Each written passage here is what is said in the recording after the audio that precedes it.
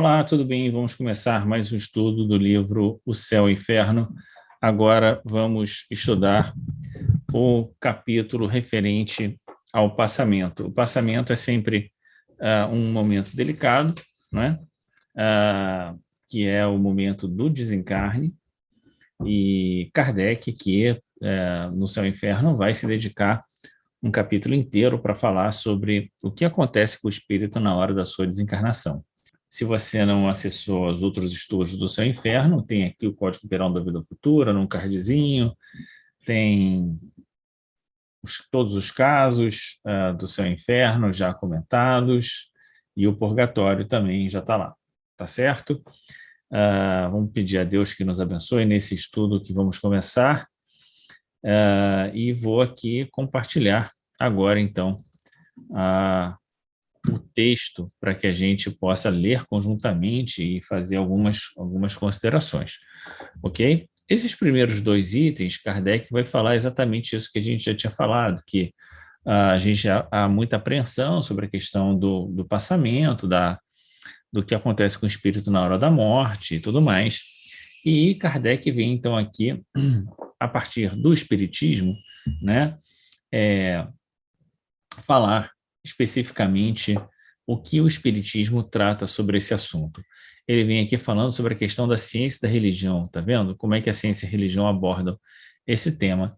E vai dizer que o Espiritismo, então, é o traço de união entre as duas, a ciência e a religião, e só ele pode dizer-nos como se opera a transição, quer pelas noções mais positivas da natureza da alma, quer pela descrição dos que deixaram esse mundo. Eu diria até que faltou, né, com todo respeito aqui, né, a Kardec, né, a própria ideia de que, mais importante até do que a descrição feita pelas pessoas que desencarnaram, e é compreensível esse ponto de vista que Kardec está abordando aqui, né, quer dizer, independente de qualquer coisa, o mais importante é como as pessoas perceberam esse processo. Mas existe um plus no conhecimento espírita, que é dizer como os espíritos que não estão, né, assistindo que não estão participando, né, que não estão desencarnando, mas estão assistindo àquela desencarnação, vêm e tratam esse fenômeno. É como se a gente estivesse dizendo, bom, na hora que a criança nasce, como é que ela se sente? Isso é muito importante, perguntar para ela se ela pudesse dizer, né? Mas, por outro lado, existe toda a equipe que está recebendo a criança, que vai dizer, bom, a criança se sentiu assustada, mas o parto foi tranquilíssimo, né? Então, essas diferenças de ponto de vista são muito importantes, porque às vezes a gente pode ter uma percepção das coisas de um modo e não se dá conta, né, de que talvez tenha sido tudo bem, né, na nossa desencarnação. Então, essas duas perspectivas, e principalmente a perspectiva daquele que está olhando de fora e diz, olha, mas é preciso fazer isso, olha, mas é isso que não aconteceu, né? E que às vezes quem está vivenciando não consegue perceber exatamente porque está ali imerso naqueles problemas. Então, vamos ver aqui que exatamente esse um dos pontos principais e primeiros que Kardec vai mostrar é a discussão do laço fluídico. Ele vai dizer, o conhecimento do laço fluídico que une a alma ao corpo é a chave do passamento e de muitos outros fenômenos. Então, o próprio espírito que está desencarnando, ele não vê o seu laço fluídico, né? A gente vai entender que o laço fluídico é a ligação entre o espírito e o corpo. Ele não vê isso, né? Mas essa ligação, esse laço que une o espírito ao corpo, é fundamental para a gente entender todo esse processo da desencarnação. E aí Kardec vai comentar, a insensibilidade da matéria inerte é um fato, só a alma experimenta as sensações de dor e prazer. Durante a vida toda, desagregação material repercute na alma, que por esse motivo recebe uma impressão mais ou menos dolorosa. É a alma e não o corpo quem sofre, pois esse não é mais do que instrumento da dor, aquele é o paciente. Então, aqui traz essa noção muito importante, o corpo é só um veículo da dor e do prazer, né? A alma nada é, e uma vez separada a alma do corpo, o corpo nada sente, é a alma que sente, né?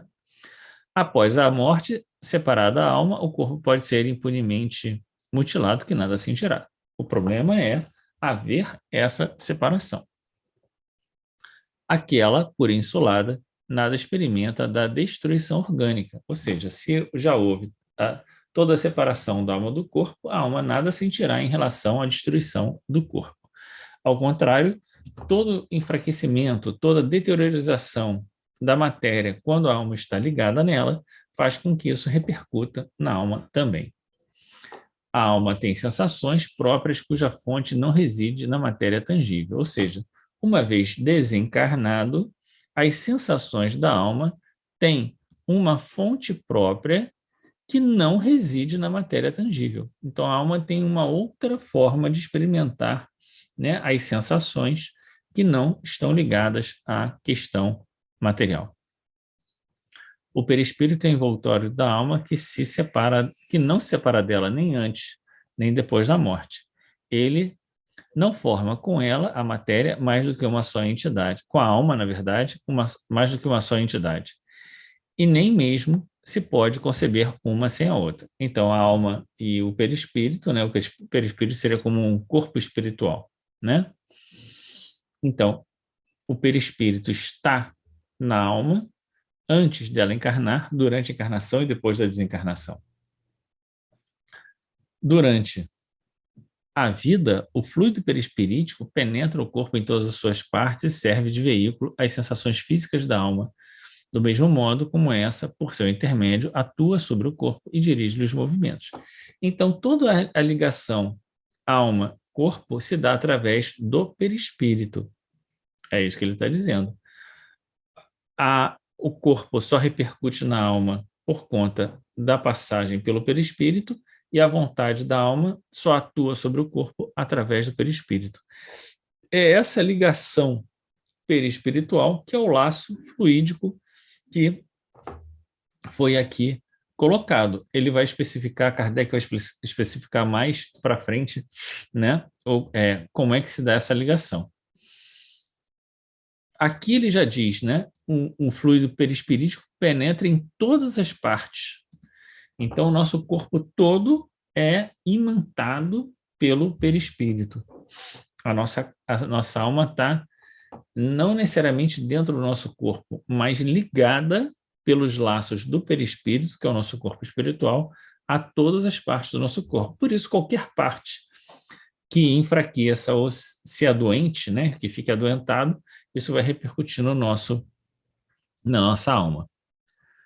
4. A extinção da vida orgânica acarreta a separação da alma em consequência do rompimento do laço fluídico que a une ao corpo, mas essa separação nunca é brusca.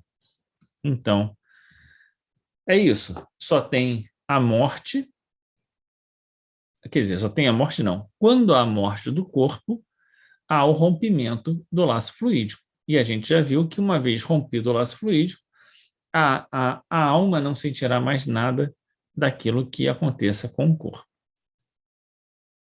O fluido perispiritual só pouco a pouco se desprende de todos os órgãos, de sorte que a separação só é completa e absoluta quando não mais reste um átomo do perispírito ligado a uma molécula do corpo. Então, veja bem, né?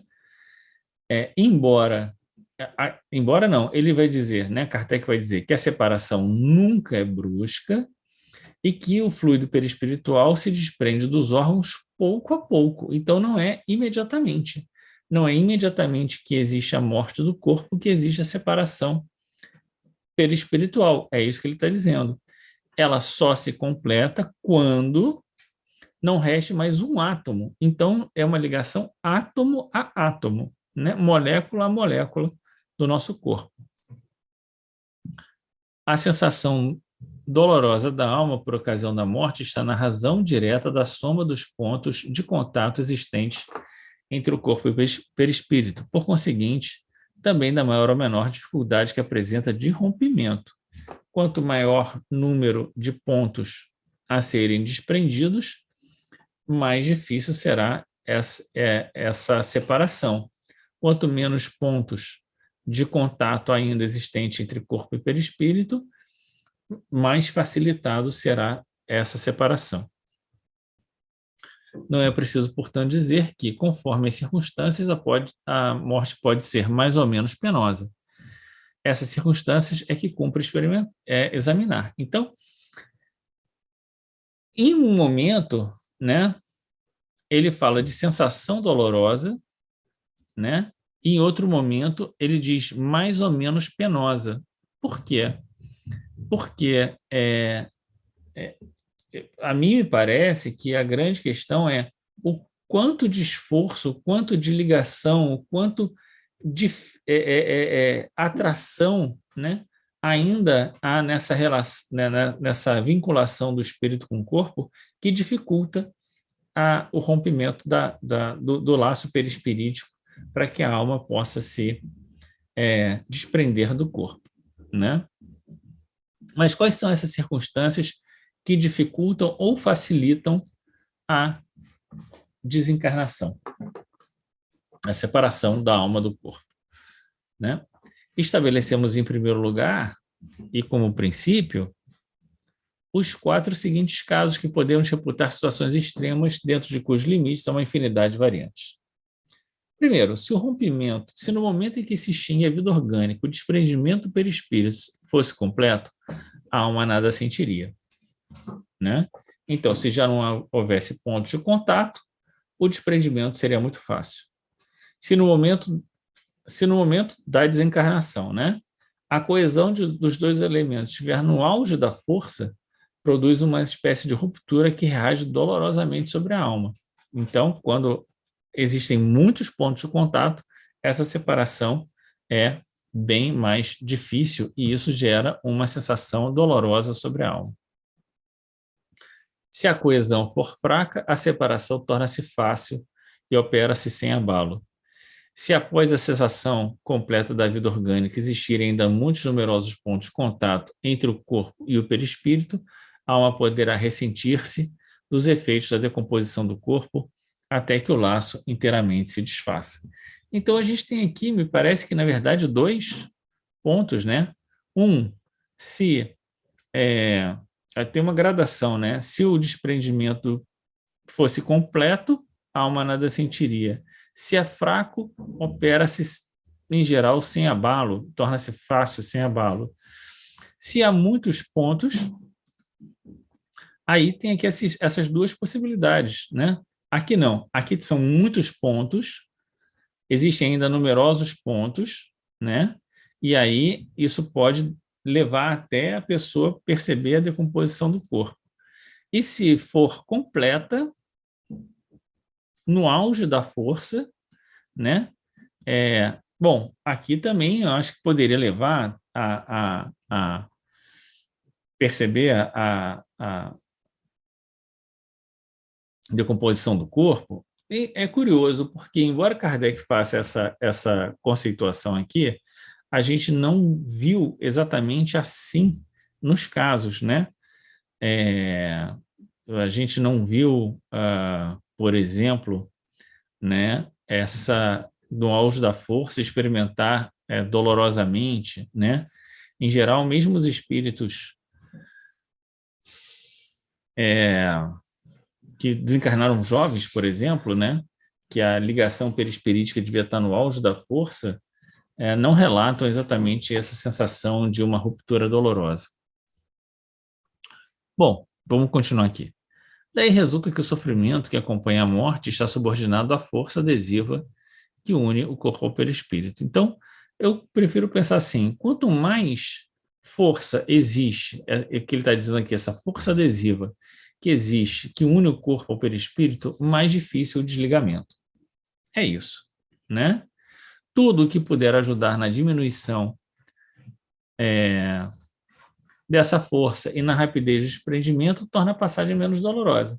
É isso que a gente tem que pensar, né?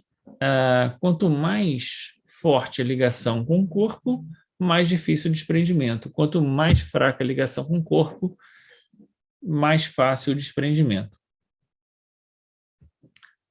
E, finalmente, né, eu acho que eu pulei aqui, vamos ver, pode ajudar na diminuição dessa força e na rapidez do desprendimento, torna a passagem menos penosa. E, finalmente, se o desprendimento se operar sem dificuldade, a alma deixará de experimentar qualquer sentimento desagradável, né? Então, aqui ele está falando exclusivamente do ponto de vista, né, da ligação, da força de ligação, da vitalidade da ligação entre corpo e perispírito, certo? Na transição, ele ainda não disse quais são os elementos que dificultam e não são os elementos que facilitam. Ele está dizendo, tudo bem, ainda que você esteja no auge da sua força de ligação, você pode ter uma série de características, uma série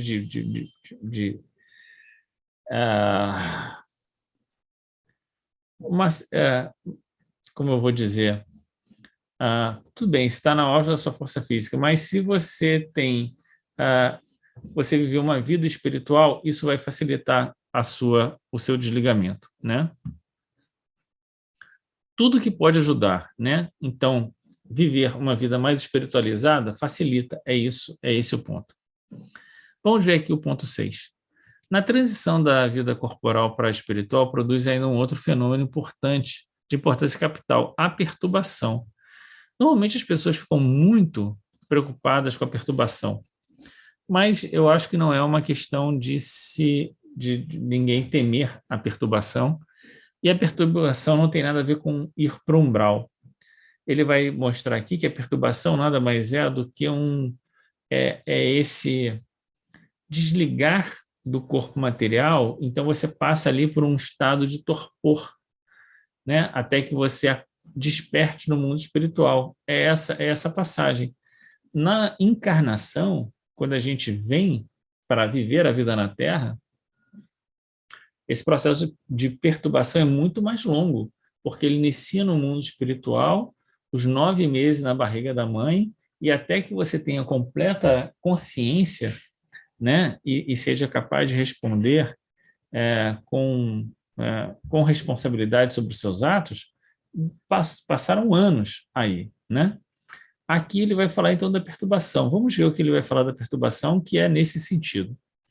Nesse instante, a alma experimenta um torpor que paralisa momentaneamente as suas faculdades, neutralizando, ao menos em parte, as sensações.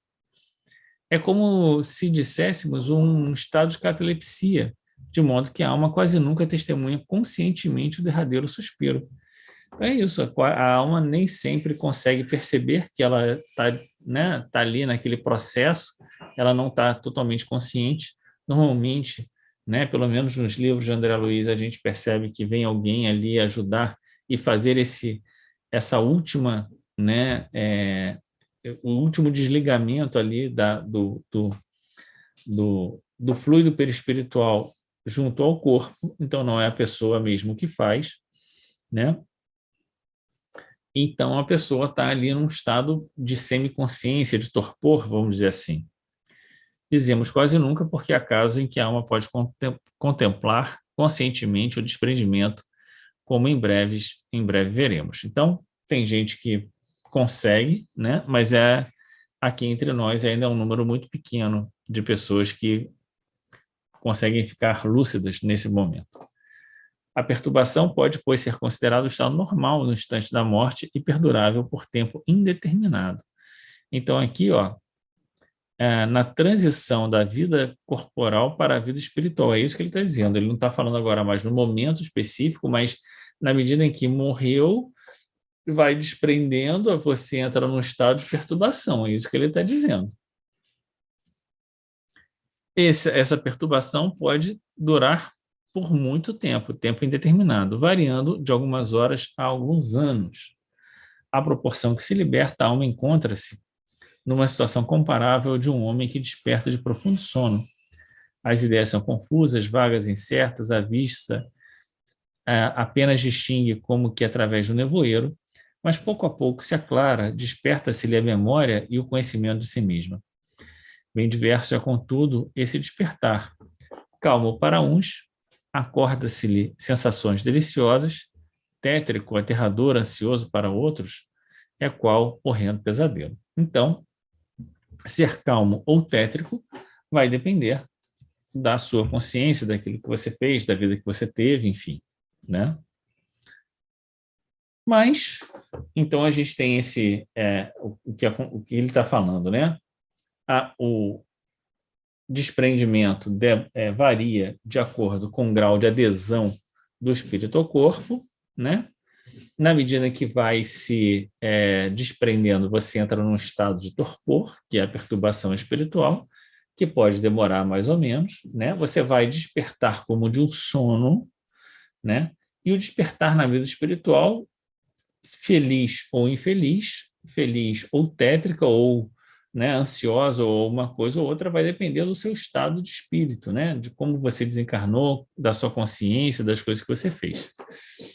Agora ele vai falar do último alento, aquele momento, né, que a pessoa, né, está ali naqueles últimos instantes.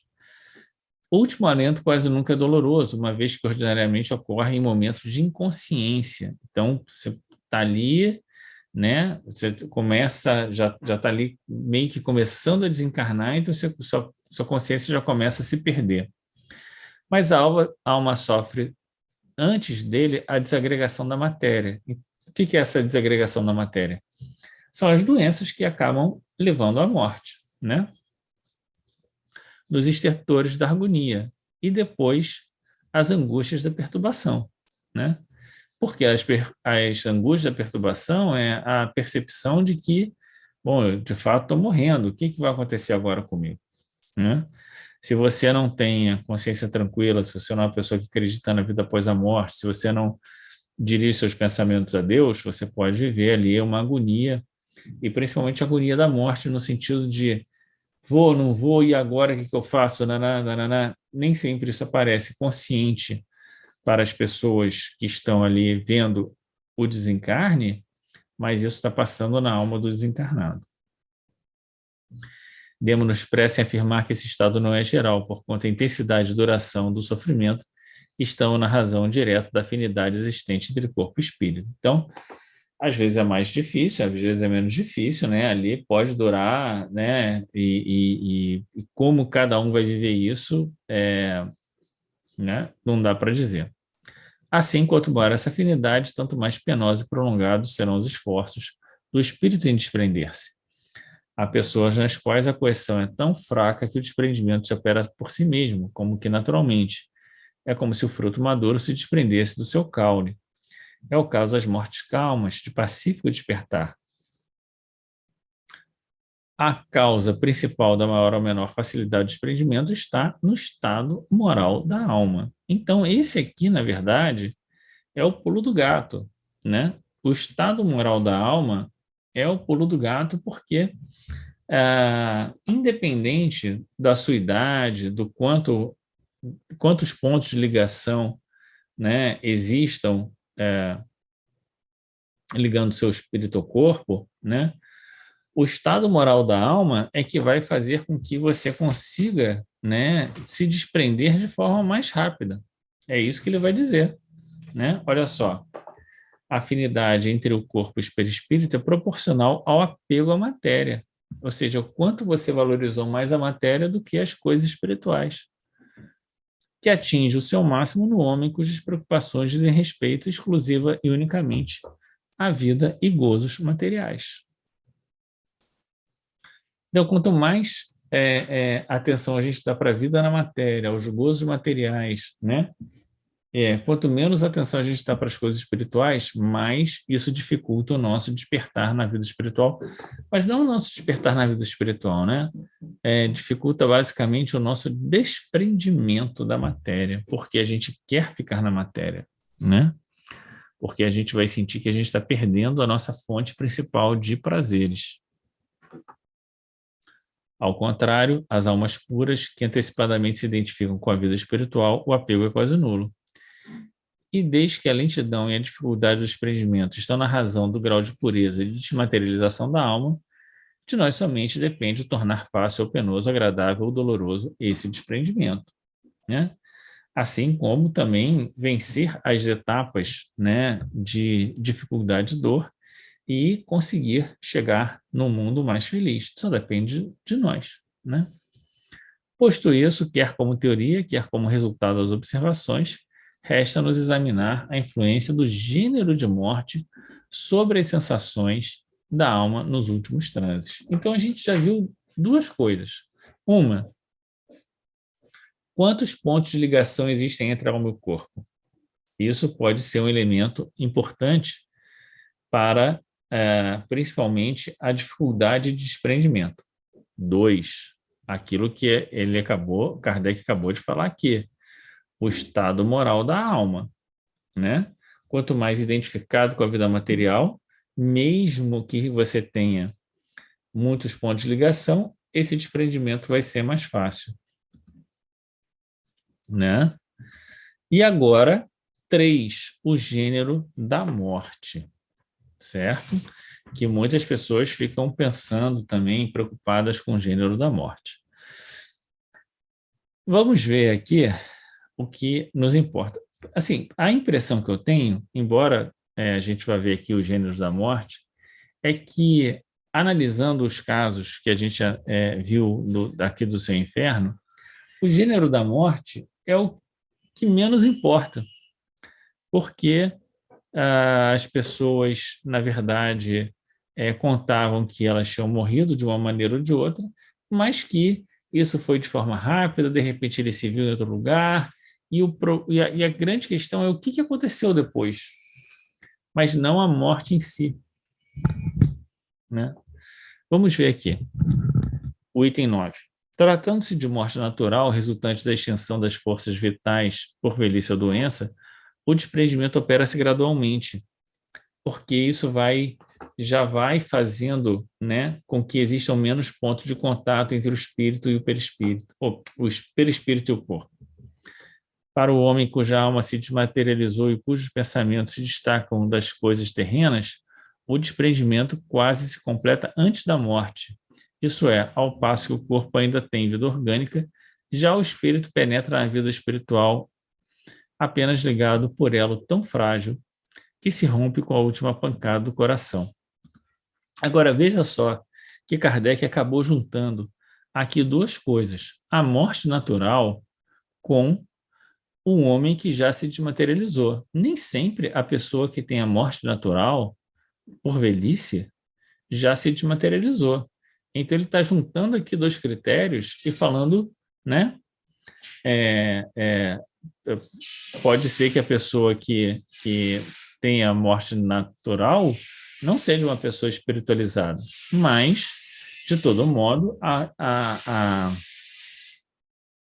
doença vai, né, num certo sentido, matando o corpo aos poucos, né, a doença e a própria velhice, porque vai extinguindo o fluido vital e isso vai fazendo que essa ligação perispiritual seja mais fraca. No caso aqui, aí depois ele vai dizer, o homem cuja alma se desmaterializou, aí é outro caso, né? Então, também para o homem que já se desmaterializou, a morte é muito mais facilitada. Nessa contingência, o espírito pode ter já recuperado a lucidez de modo a tornar-se testemunha consciente da extinção da vida do corpo. Então, só para espíritos muito espiritualizados, né, para pessoas muito espiritualizadas, né, que você já está quase já no mundo espiritual antes que seu corpo esteja morto, então a desencarnação é muito suave e você é capaz, então, de conscientemente perceber a extinção do seu corpo. Então, de modo a testemunhar, a tornar-se testemunha consciente da extinção da vida do corpo, considerando-se feliz por tê-la deixado. Para esse, a perturbação é quase nula ou antes não passa de ligeiro sono calmo, do qual desperta com indizível impressão de esperança e ventura. No homem materializado e sensual, que viveu do corpo e mais do corpo que do espírito, e para o qual a vida espiritual nada significa, então veja que agora ele está fazendo o contraponto do desmaterializado com materializado e sensual. Se nem sequer lhe toca o pensamento, tudo contribui para estreitar os laços materiais, e quando a morte se aproxima, o desprendimento, conquanto se opere gradualmente também, demanda contínuos esforços. As convulsões da agonia são indícios dessa luta do espírito, que às vezes procura romper os laços resistentes, e outras se agarra ao corpo com força irresistível, o arrebata com violência molécula a molécula. Então, aqui ele está falando muito mais na agonia da morte, né? Em que a pessoa luta para não se desprender do corpo, né? Ele diz, conquanto também se opere gradualmente, ocorre com muitos esforços, né? As convulsões da agonia, né? E aí, uma coisa que não fica claro aqui é, existe a convulsão da agonia que a pessoa está se debatendo, morre ou não morre. Tudo bem, o corpo morreu, mas parece que o desprendimento da alma ainda não aconteceu. É isso que leva a sugerir. Mas aqui, nesse caso em particular, parece que uma vez que a grande luta é antes da morte do corpo, né? Em que o espírito se agarra ao corpo. Vamos continuar lendo. Quanto menos vê o espírito além da vida corporal, tanto mais se lhe apega e assim sente que ela lhe foge e quer retê-la. Em vez de se abandonar ao movimento que o empolga, resiste com todas as forças e pode mesmo prolongar a luta por dias, semanas e meses inteiros. Então é isso, é aquela luta que a pessoa está naquele morre e não morre, a pessoa se apega e prolonga a luta. Certo, nesse momento o espírito não possui toda a lucidez, visto como a perturbação de muito se antecipou à morte, mas nem por isso sofre menos, e o vácuo em que se acha, a incerteza do que lhe sucederá, agravam-lhe as angústias. Dá-se por fim a morte, e nem por isso está tudo terminado. A perturbação continua, ele sente que vive, mas não define-se material espiritualmente, luta e luta ainda, até que as últimas ligações do perispírito se tenham de todo rompido.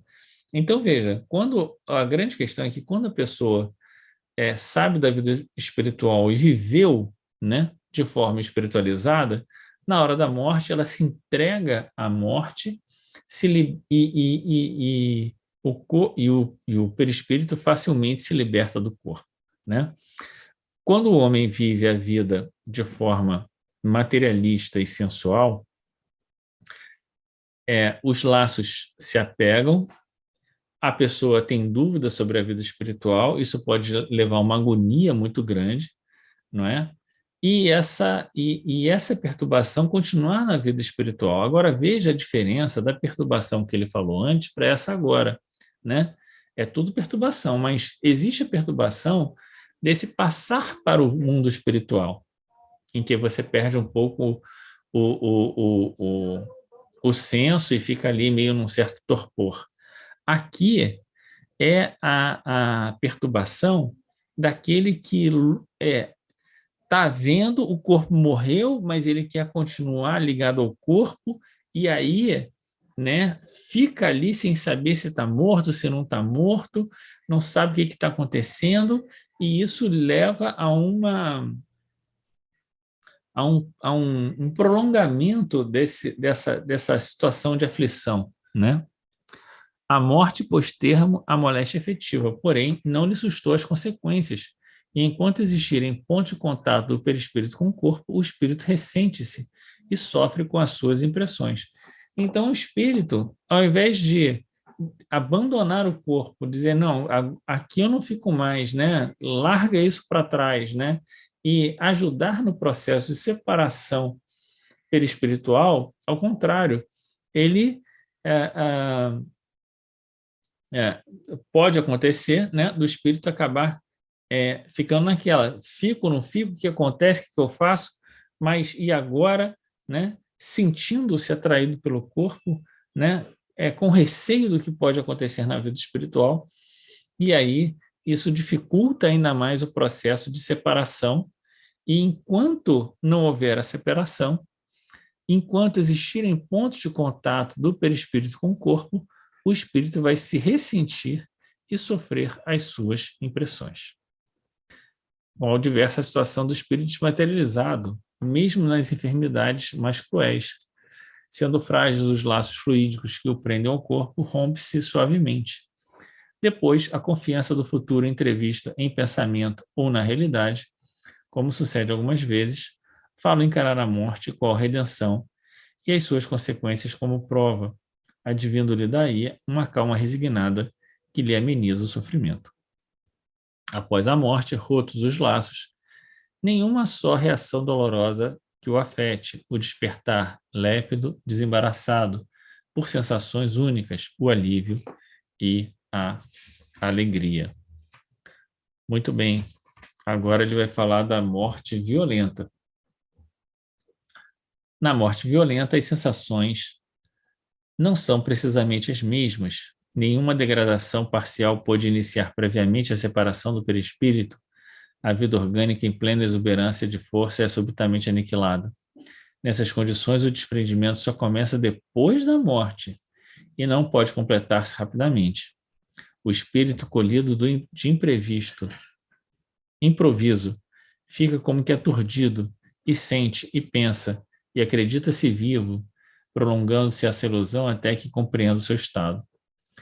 Esse estado intermediário entre a vida corporal e espiritual é um dos mais interessantes para ser estudado, porque apresenta o espetáculo singular de um espírito que julga material o seu corpo fluídico, experimentando ao mesmo tempo todas as sensações da vida orgânica.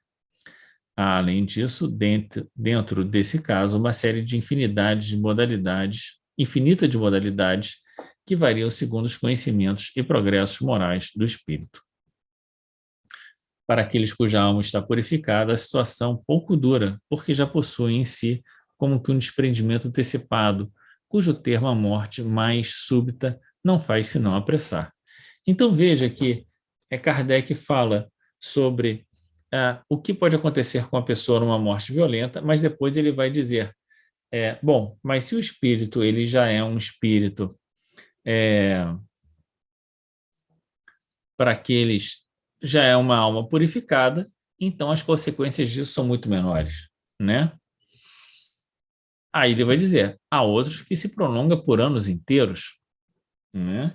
De ficar nesse estado, porque estava muito preso, o corpo estava muito preso à matéria, né? Mas se a alma está purificada, a pessoa rapidamente entende esse processo e se desliga da matéria. Se você não entende, se você não tem alma purificada, se tem a alma muito materializada, isso pode durar anos inteiros. É uma situação essa muito frequente, até nos casos de morte comum, que nada, tendo de penosa para espíritos adiantados, se torna horrível para os espíritos atrasados. No suicida, principalmente, excede a toda expectativa. Preso ao corpo por todas as suas fibras, o perispírito faz repercutir na alma todas as sensações daquele com sofrimentos cruciantes. Então, de fato, a gente viu isso nos espíritos suicidas, a sensação, né, das consequências da morte, daquilo que ele fez, né, com o corpo no perispírito, né, no espírito, depois da morte. O estado do espírito por ocasião da morte pode ser assim resumido. Então, agora, um resumo. Tanto maior é o sofrimento, quanto mais lento for o desprendimento do perispírito. Primeiro ponto, né? Quanto mais rápido o desprendimento do perispírito, menos sofrimento. A presteza desse desprendimento está na razão direta do adiantamento moral da alma, e não do tipo de morte, né? Para o espírito desmaterializado, de consciência pura, a morte é qual um breve sono, isento de agonia, e cujo despertar é suavíssimo. E para aquele que, ao contrário, né? Ele não está dizendo isso, mas para aquele, ao contrário, que tem uma vida materializada, que não tem uma consciência pura, né? A morte é dificultada, tem toda a agonia, a perturbação pode ser antecipada, pode durar mais tempo, pode haver aquela sensação de estar ainda encarnado, já desencarnado, de, por não ter a separação, né, o desligamento do espírito do corpo, você ainda sentir as sensações do corpo já morto, né, depois da sua desencarnação.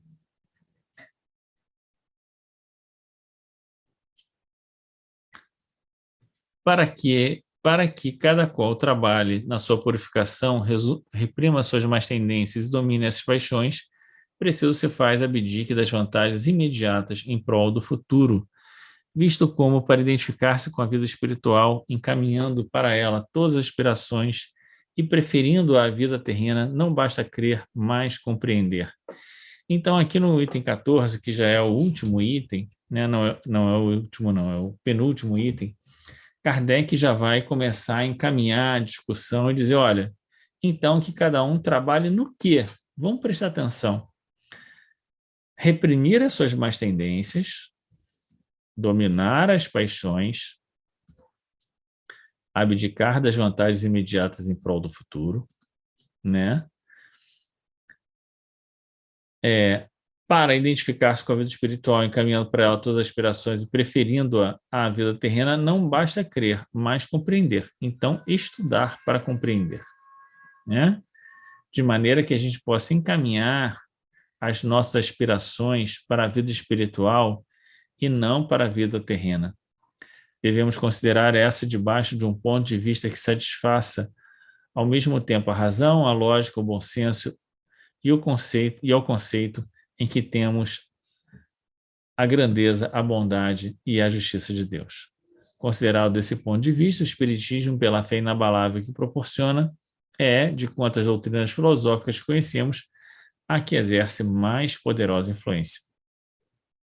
O espírita sério não se limita a crer porque compreende, e compreende porque raciocina. Para o espírita sério, né, a vida futura é uma realidade que se desenrola incessantemente aos seus olhos. Né? Olha só que importante.